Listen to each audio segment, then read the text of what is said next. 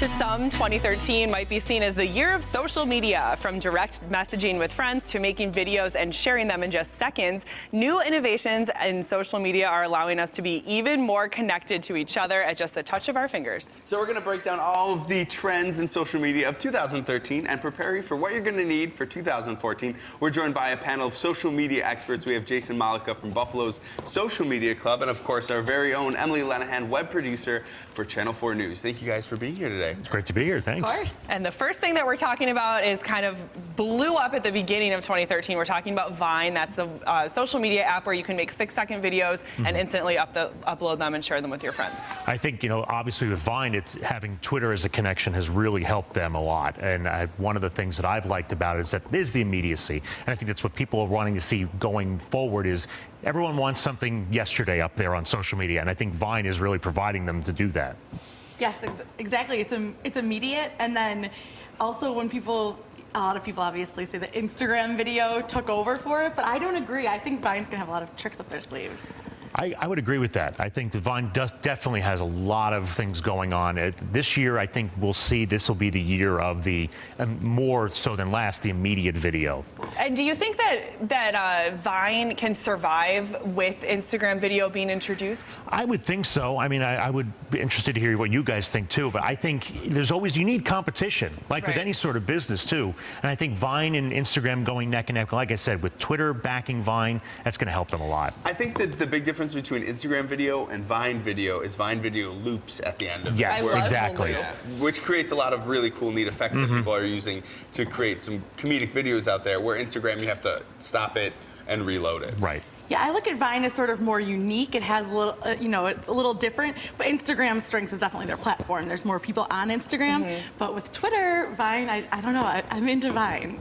I like how Vines, you can make them more like funny, like you have only 6 seconds, so you have to be really creative with those 6 seconds, and it loops, so if you get really creative, your friends automatically have a chance to re-watch it a couple of times if it takes a little while to see. And then with Instagram, it's more like, here is this cool thing I was at, or this interesting experience, and I'm going to capture it all for you in kind of a longer format. That's telling a story. You can tell a story on Instagram, whereas Vine is very, very quick. That's all right. Well, we want to change gears a little bit because we had some big breaking social media news today. We're talking about another 2013 popular app. It's called Snapchat. It had millions of accounts hacked into the app today, and this is an app that lets people share photos and videos, and then those photos and videos disappear from your phone a few seconds later. Later yesterday morning, the site got hacked into. Millions of people's phone numbers were posted with their names. So, let's talk about Snapchat first as this social media monster in 2013, because it really took a hold of everybody. Yeah, I think the one thing about Snapchat, it always trends younger. And younger people, like I said earlier, want that immediacy. And by allowing them to get on and do a quick, video or so and talk with people, it makes it very exciting for people. I think as far as talking about the issues that popped up in the last 24 hours, there's always that problem with social media. Your personality is out there in a lot of ways.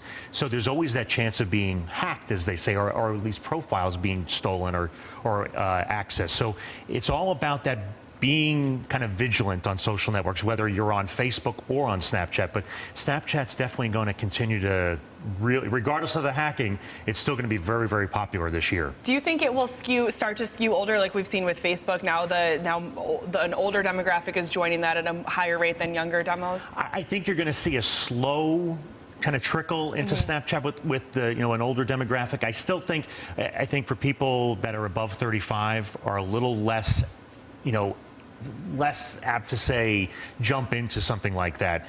For myself, I would say just as a very small small instance, it took me a little while to get into Instagram or get into Foursquare. Now I'll be on Instagram and Foursquare all the time. So I think the important issue with the Snapchat break-in is that people are sharing so much, and you have to be conscious about what you're sharing. Now, Emily, you're on Facebook and social media for the web producer job all of the time. Do you think people are sharing too much? Do you think this is like a concern with people that they might be sharing too much, and then if something gets hacked in, all of this information is out there and attached right to you as a person? Right. I think Snapchat taught everyone that the younger generation is on social media, but now I think this kind of teaches that younger generation that they need to be careful, and that we think these pictures disappear, but we don't really know know that for sure. And now all this information was obviously accessed by the hackers. The supposed hackers are saying they did it to show the privacy matters. So hopefully kids are just learning to be a little bit safer.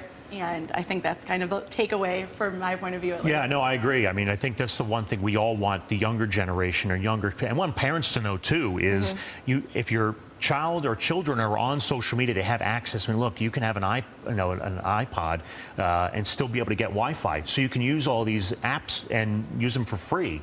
So it's about being vigilant with parents. For people like ourselves, it's a matter of just having a little level of, all right, do I want to post that on there, or am I going to get hacked eventually? We want to be careful with everything we do. If you're not sure you should post it, chances are you probably should post it. Exactly. In our final seconds, real quick, what are you thinking, or Social Media Club Buffalo thinking about trends for the coming year? Well, I think we're always looking at the big two in Facebook and Twitter, but I think we're also want to make sure we're looking at what are the things that are really going to be popular. We talked about Snapchat, we talked about Instagram, and Vine, but what are the things that really may be out there? There's obviously want to keep an eye on what Facebook's doing as their stock prices go up, and the same thing with Twitter. What are they going to be obviously looking forward to as well?